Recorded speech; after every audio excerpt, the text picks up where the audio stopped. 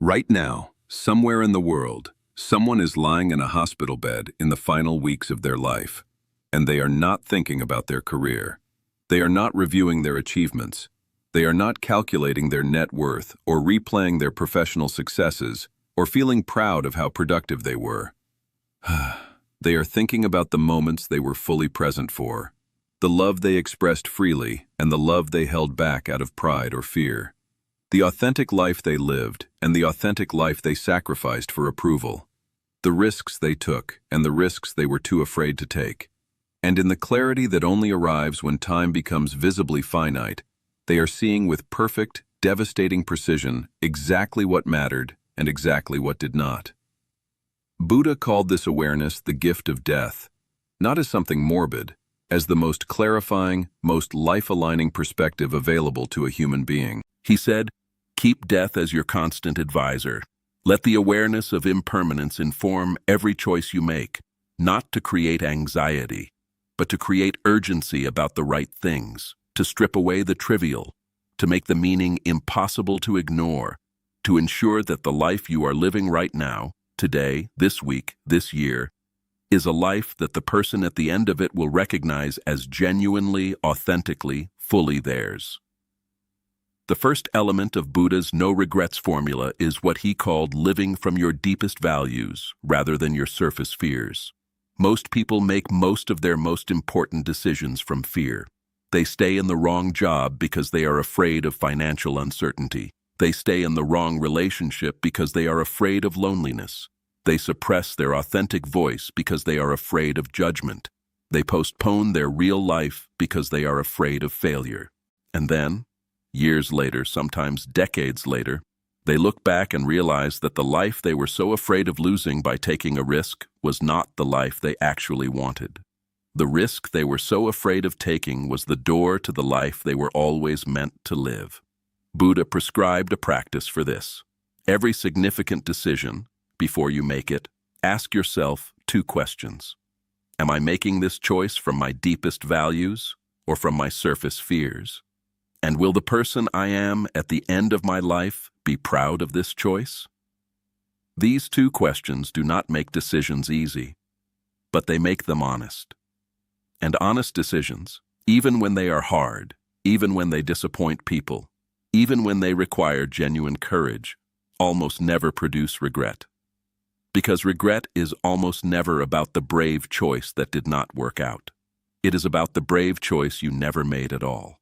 The second element is what Buddha called right relationship, and specifically the practice of loving people out loud while they are here. One of the most consistent regrets reported by people at the end of their lives is this: I did not say enough. I assumed they knew. I thought there would be more time. I kept the love inside because expressing it felt vulnerable, felt awkward, felt like too much. And then the time ran out. And the love that was never expressed became the grief that never healed. Buddha was unambiguous about this. Do not keep love as an internal experience. Express it, imperfectly, immediately, consistently. The people in your life who matter, tell them today, not on their birthday, not at Christmas, today. With the words that are actually true rather than the words that are comfortable. Because the moment you have been waiting for, the perfect moment, the right words, the right setting, is a fantasy. This moment, imperfect, ordinary, immediately available, is the only one you have. Use it. The third element is the practice of presence, and this one, in a world of infinite distraction, is perhaps the most radical and most countercultural commitment you can make. Buddha said, "The most precious gift you can give another person is your full attention, not your half attention while simultaneously monitoring your phone, not your distracted presence while your mind rehearses the next thing on your schedule. Your complete, unhurried, genuinely interested attention, the kind that says, 'You have all of me right now. Nothing else matters more than this moment with you.'"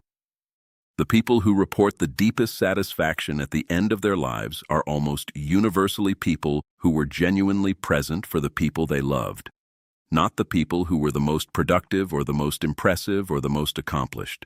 The ones who showed up, fully, repeatedly, reliably, for the ordinary moments that turned out to be extraordinary. The dinner table conversations, the bedtime stories. The phone calls were not about anything important. The walks that went nowhere. The quiet evenings that felt unremarkable and turned out to be the ones everyone remembers most. The fourth element is authentic self-expression.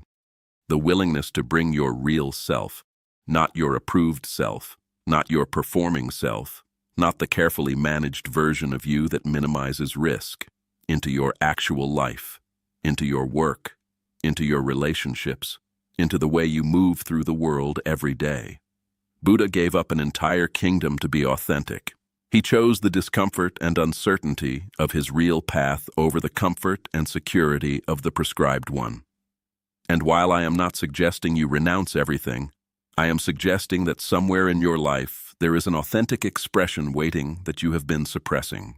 A voice that has things to say. A creative impulse that has never been given space.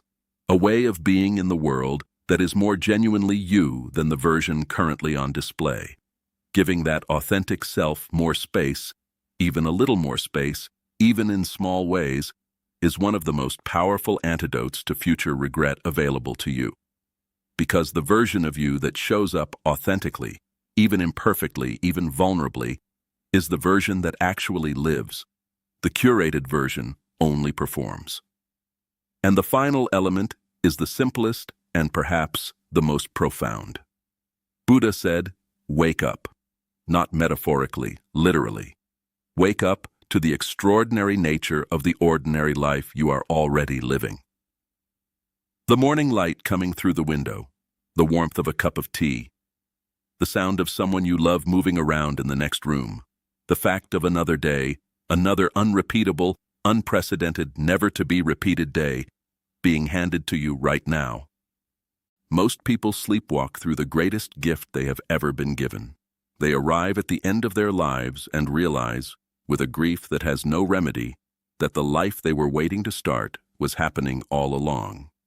Every moment they were not present for was a moment of their one life gone. Every conversation they had with half their attention was a connection that never fully formed. Every day they spent waiting for things to get better was a day of already good that went unrecognized. Do not let that be your story. Wake up now. Be here now. Love out loud now. Choose authentically now. Because now is all there is. It always was. And the life you are capable of living, the full, present, genuine, regret-free life, is not waiting for better circumstances. It is waiting for you to finally, completely, irreversibly show up for the one you already have. Save this and share it with someone who is sleepwalking through a life that deserves to be fully lived. Subscribe to Tathagata Wisdom, because every single day we bring you the wisdom that wakes you up to the extraordinary life that is already, right now, yours.